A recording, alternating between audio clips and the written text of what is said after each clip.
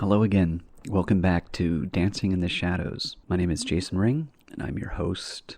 I'm in the middle of the greatest story I've ever told, and that's essentially my truth, my light, my darkness, my shadows. I'm sharing with you, the general public, a very difficult story, and it's helping me escape the darkness. By releasing all that I carry, it's going to allow me to move closer to the light, which is where I want to go. Become one with yourself and let go of all that we carry. We carry so much trash in our system. Think about it. So much. Why? Why do we do that to ourselves? I think many people are beginning to realize that it's time. So, here we are. In the last episode, I discussed this tragic accident that took place January 20th of 1980. I went into great gory detail of the accident. I warned my listeners that if you don't want to hear this, to turn it down for the next 30-40 seconds and let me get through the graphic details of what happened to me. But essentially, I was 7 years old. I was outside playing with a ball, and my grandfather owned a landscape company, was taken ill, and his daughter and son, my aunt and my uncle, they would take over the landscaping when he was sick so that they could still service the customers. And my aunt and uncle worked with my grandfather, and they knew the route. Along this route, around noon, they conveniently scheduled us, so they can make sandwiches and stuff and have lunch at my parents' house. We were a big family, and we supported each other through thick and thin in the early days. So my aunt was mowing the lawn. She's 15 years old. She knew the equipment. But on this particular day, I slipped in front of the riding lawnmower, and it ran over my right leg. And I'm not going to get into detail here, so you don't have to turn it down. But even just that thought, I know, is triggering some of you, and I apologize deeply. I'm sorry. But this happened. My uncle unhitched the trailer, and my dad and my uncle rushed me to the hospital. I survived. Barely.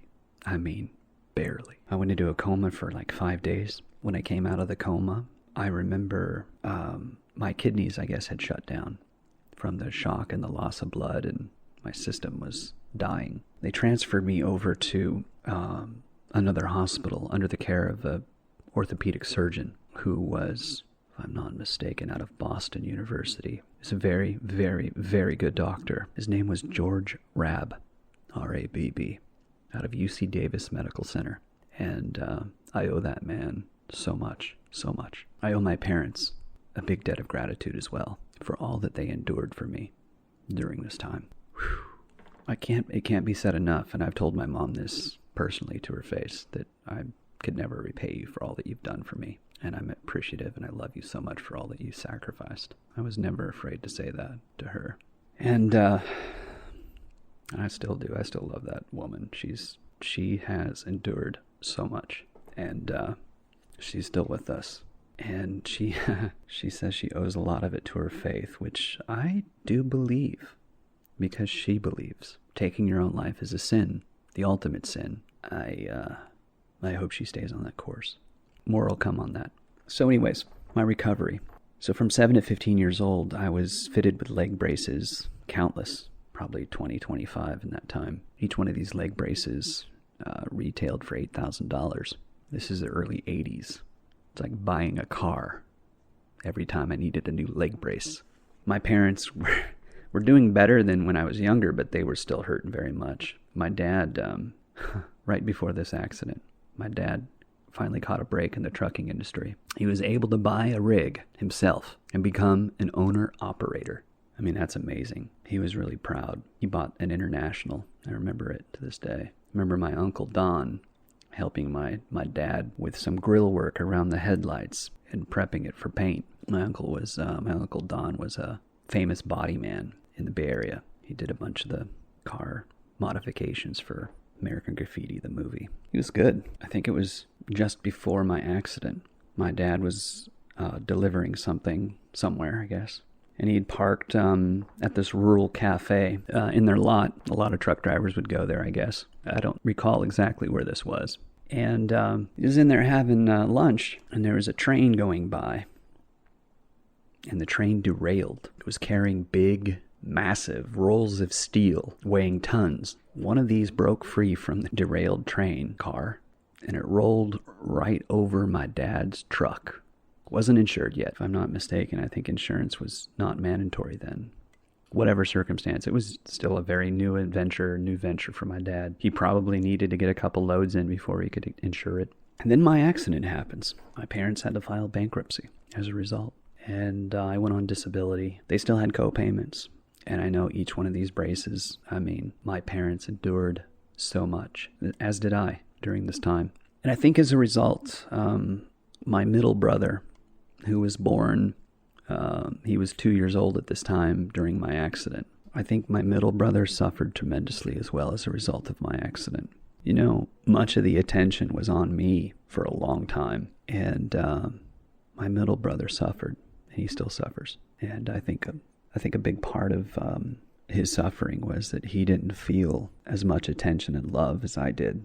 And he was a sacrifice. And my brother struggles today with alcoholism, and I worry about him. And his mental health has been challenged a time or two as well. And maybe we'll get into that.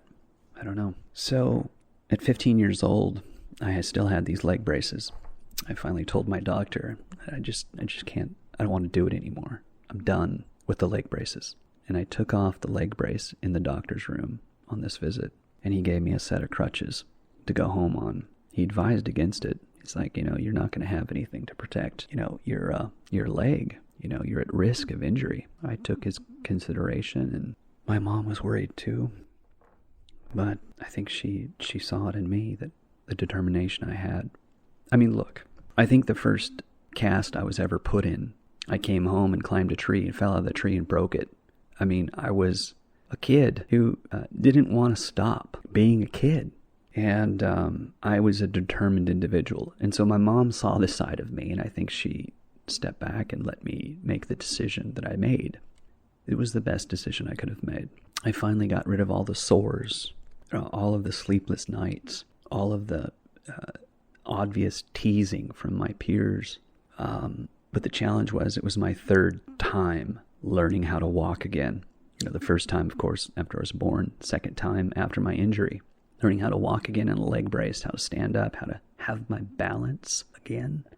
And for you sensitive viewers, I'm sorry, but I lost my balance toe, okay, on my right leg. It was so hard. Shoes never fit me right. You look at your feet, which is the longest toe. Well, usually it's your big toe.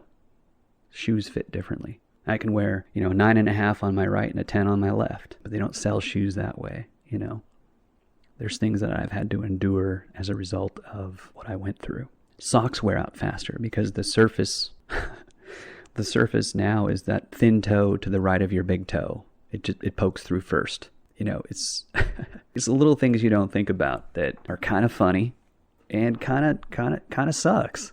But you know what? You deal with it. The trade-off is I survived. I still have my leg, my spirit. I have my life. And that's what's most important. So one of the challenges that I faced was learning how to walk again the third time with crutches and then without crutches, and then building up the strength in my leg to be able to actually walk. These muscles have suffered so much atrophied being in, a cast and a leg brace for as long as I've had. And so at 15 years old, took the leg brace off, and I learned how to walk again. And then once I went back in for a checkup, I was in some pain and I didn't understand what was going on. Well, one of the things that the leg brace did was it kept my patella in, it's a floating bone, and kept it in the right position. Well, after I took off the leg brace, it eventually started to slip over to the left of my leg, to the right. If you're looking at my right leg, it was slipping to the right, your right, if you're looking at me.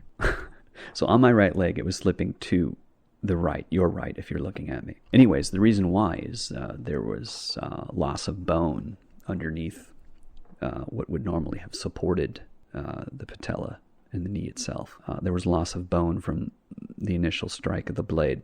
It went through part of my femur and part of my tibia and then chipped the kneecap out of my leg. Sorry, folks. And then it swiped off my foot and my big toe when I tried taking my leg out from underneath the mower. So I had to have a corrective surgery. So that was scheduled. And I didn't even talk about the surgeries where they put the pins in, they took the pins out, they did this, they did that. There was other things that happened as well. So this is like 4 4 or 5 surgeries in, now. And so I guess my doctor performed a surgery to where he broke my tibia. They kind of repositioned the tibia, and then they put a plate in. And the idea behind the surgery, which worked, by the way, and it was, experimental, my doctor started taking measurements of my range of motion and looking at the configuration of my gait and all of this stuff. And he started formulating an idea, and that idea turned into a surgery, a corrective surgery. Essentially, he was looking at the radius in which most of my weight was bared on my right side. We have right and left weight-bearing legs. And at that radius, where the most of the weight was shifted to my right side, is when my kneecap was slipping into this void and causing this pain, because there wasn't very much cartilage there. And so he created this surgery that kind of shifted the knee the opposite direction, not in inverse, but shifted more of the weight to the right, and then the kneecap stayed in position. And it made me kind of knock-kneed, like I could stand with my feet together, bend forward. There was a little twist in my knee bend. It basically supported my knee a little bit better. And it worked. It worked for a good 15 years. Then it just got worse and worse and worse and worse and worse and worse. So by the time I was 30, I was in a lot of pain. And by the time I was 35, I could no longer walk without pain, constant pain. And I've been in that pain ever since. And I'm 46. And it's taken my smile away. It's that kind of pain. But there is a new hope, and that is that I get the corrective surgery, the ultimate corrective surgery, which is total knee replacement, and that's soon. I'm at the age now where, this is a surgery that is considered, but the anatomy of my knee is a lot different than most normal, healthy individuals. Clearly, I've had a traumatic injury, and there's going to be some bone grafting that's going to be involved next. And then after the bone grafting, if it takes, then they can do a laser scan of my knee and then custom design a replacement based on the scan. Pretty amazing technology. And to be honest with you, it's good that I waited, because this could last me the rest of my life. And so that's something that's exciting to look forward to, but also a little scary, because the couple of doctors that I've seen have said that if the bone graft doesn't take, this knee doesn't work, it's pretty much my last hope, barring amputation below the knee, or they would fit me with a robotic leg. I don't want that, okay? I want to keep my leg. So there's some risk involved, and it's something that I've had to weigh the last couple of years, because I was going to get it done 2 years ago in October. But I am a little cautious, and I'm a little trepidatious, but I think I'm going to do it, and I'm going to get through it, and I'm going to be awesome again. I can't wait to tell you what's coming up next. We're going to get into my recovery, my attitude, and how it shifted, and how my life has been filled with ups and downs and moments of inspiration. And I hope to continue to bring this to you. And I just want to say thank you for listening. It means a lot. And until next time.